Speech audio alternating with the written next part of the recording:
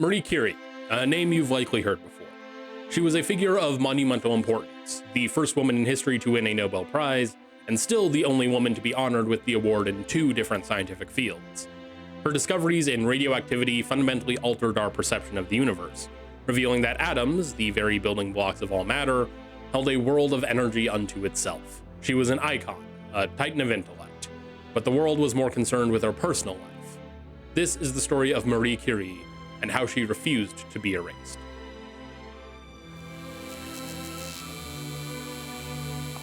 Hello and welcome to Meet the Elements, the series where I tell the stories of humanity through the lens of the periodic table. Today, it's Curie, element 96. And what better way to talk about the element than to tell the story of the woman it's named for? Born Maria Skłodowska in Warsaw, Poland, she grew up in a nation under the thumb of the Russian Empire, a place where Polish culture was suppressed and higher education for women was nearly impossible. But fortunately for young Maria, both her parents were well-known teachers. Maria's father taught her math and physics, and after Russian authorities removed laboratory instruction from schools, her father brought the equipment home and taught his children how to use it. It's also important to note that both of Maria's parents were involved in patriotic movements aimed at restoring Poland's independence. Maria's ambition was boundless, but her family's finances were not. She made a pact with her older sister. Maria would work for a time as a tutor, sending her meager earnings to Paris to fund her sister's education. In return, Maria's sister promised to do the same for her one day. Finally, in 1891, at the age of 24, it was her turn. Marie, as she would be known in France, arrived in Paris to study at the historic Sorbonne. She rented a small attic room in the Latin Quarter and subsisted on the few resources she had. In the winters, Marie would wear every piece of clothing she had just to stay warm, and she would often forget to eat while focusing on her studies. But her mind was on fire, and in 1893, Maria was awarded with a degree in physics. Only a year later, she earned a second degree in mathematics. It was in Paris that she was introduced to Pierre Curie, an accomplished physicist and the head of a laboratory. Their connection was electric. Through their mutual passion for science, they grew close and developed feelings for one another. When Pierre first proposed marriage, Marie declined, intending to return to Poland at some point. Pierre declared that he would move to Poland with her, even if it meant he had to teach French for a living. After a brief trip back to Poland where Marie realized she would not be allowed to work in the sciences due to her being a woman, Pierre convinced Marie to return to Paris and pursue a PhD. The two were married in 1895, and Marie's dark blue bridal outfit would double as an outfit for the lab. Together, Marie and Pierre Curie were unstoppable partners. Intrigued by the recent discovery of mysterious rays emitted by uranium salts, Marie set out to find the source. She believed that the rays were coming not from some sort of molecular interaction, but from the atoms of uranium themselves. Marie's work looked at the uranium-containing mineral known as pitchblende, and she measured that it was 4 times as active as pure uranium. Marie determined that if her belief of this activity originating from atoms was correct, then that must mean pitchblende contained something else far more active than uranium. She and Pierre undertook the grueling task of processing literal tons of pitchblende ore, stirring massive boiling cauldrons with heavy iron rods to isolate the unknown substances within. The back-breaking labor led them to discover not one, but 2 new elements: polonium, which Marie named in honor of Poland, and radium, after the Latin word for ray. During the course of this research, the Curies also coined the term radioactivity. In 1903, the Nobel Committee in Sweden moved to award the prize in physics to Pierre Curie and their colleague Henri Becquerel for their work on radioactivity. Marie, the real driving force behind the initial theory and the discoveries, was omitted. But Pierre knew the truth and complained to the committee. His protest worked, and just like that, Marie Curie became the first woman in history to win a Nobel Prize. However, this shared triumph was shattered in 1906.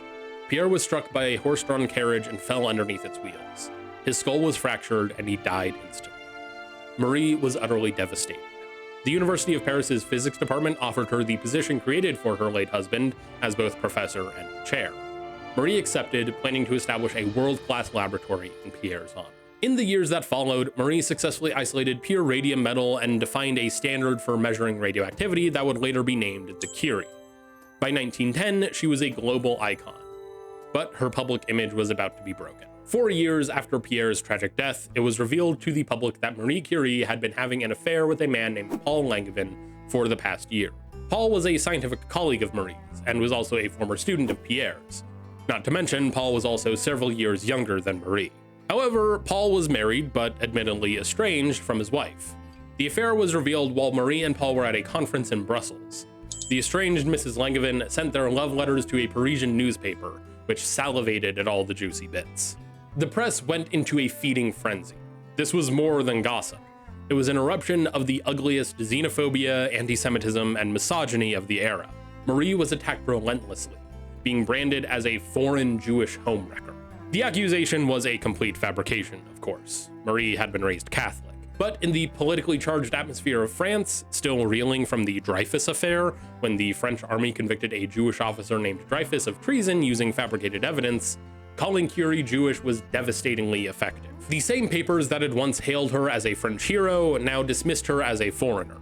Curie now had to live with the reputation of an untrustworthy femme fatale. The public was more concerned with her personal life than her scientific achievements.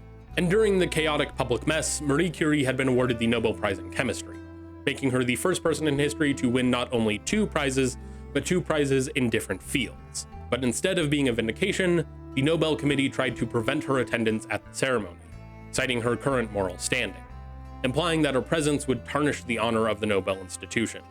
Marie's very honor was now in question. One of the greatest scientists was being asked to disappear. So what did Marie Curie do? She could have backed down. She could have hidden herself away just as the Nobel Committee suggested. But she didn't.